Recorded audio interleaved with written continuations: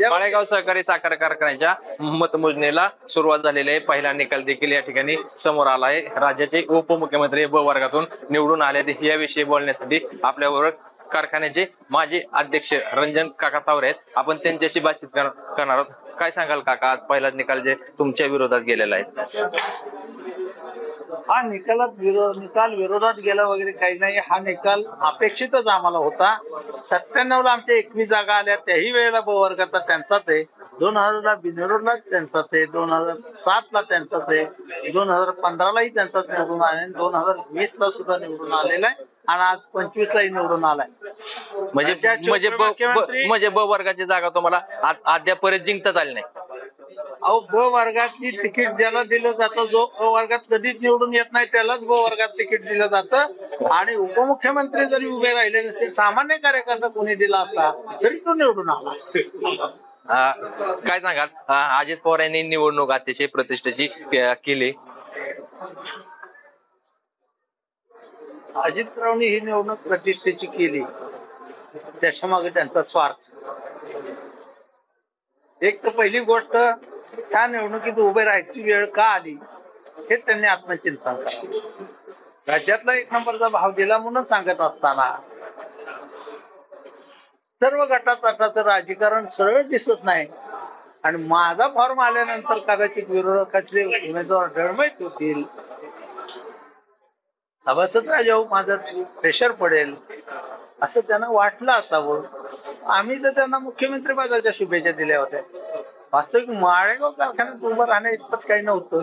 राहायचंच होतं कारखाना दुरुस्त करायला, तर घरच्या छत्रपती कारखान्यात का उभे राहिले नाहीत? एक 15 दिवसापूर्वीच निवडणूक झालेली ती, तिथं खरं गरज होती त्यांची.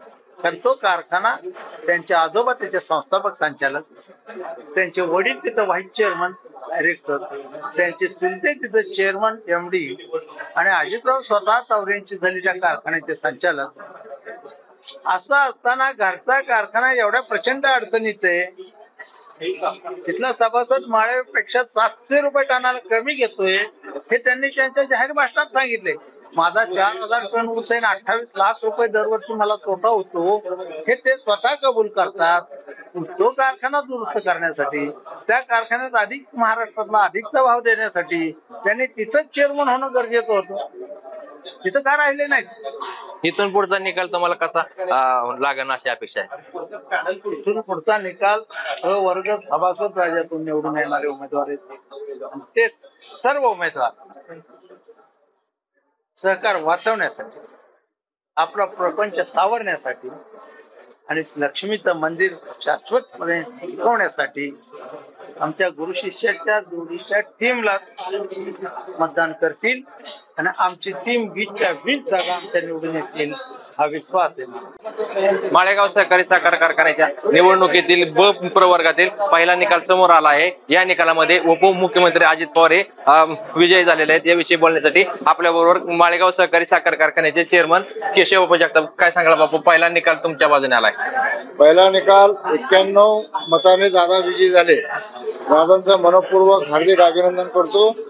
आणि इथून पुढचे निकाल देखील दादांचं नेतृत्व, कर्तृत्व, शेतकऱ्याबद्दलची त्यांची जी काही कळवळ आहे, कणव आहे, आणि शेतकऱ्याच्या ऊसाचं उत्पन्न याच्या माध्यमातून वाढलं पाहिजे, त्याकरता त्यांची सक्रिय कामकाज करण्याची पद्धत चाललेली आहे.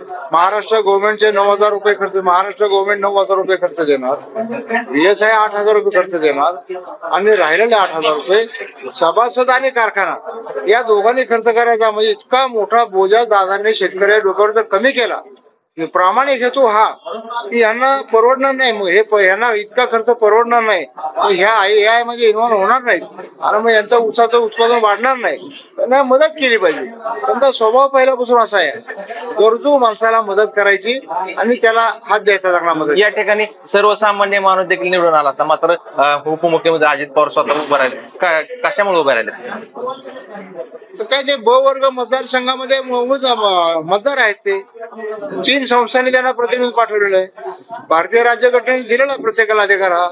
या मतदार यादीमध्ये तुमचं मतदार म्हणून नाव आहे, त्या मतदार संघामध्ये तुम्हाला उभं राहता येतं आणि मतं मागता येतात. ज्यादा मतं मिळते निवडून येता येतात. पहिला निकाल तुमच्या बाजूने आलेला आहे. हो. अजित पवार यांचं चेअरमनाचं होण्याचं स्वप्न आता साकार होत आहे का? हो, काय वाटतं? निश्चित निश्चित 100% होणार. सगळे निकाल आमच्या बाजूने लागणार आहेत. तुम्ही बघा थोड्या वेळात निकाल हळूहळू येतील. आता ट्रेंड तर कळेल लगेच. 100% एकविजय होणार. नक्कीच खूप खूप धन्यवाद. सर्वच निकाल हे आमच्या बाजूने लागलेत असे केशव जगताप यांनी सांगितले. मंगेश कचरे, साम टीव्ही न्यूज, बारामती.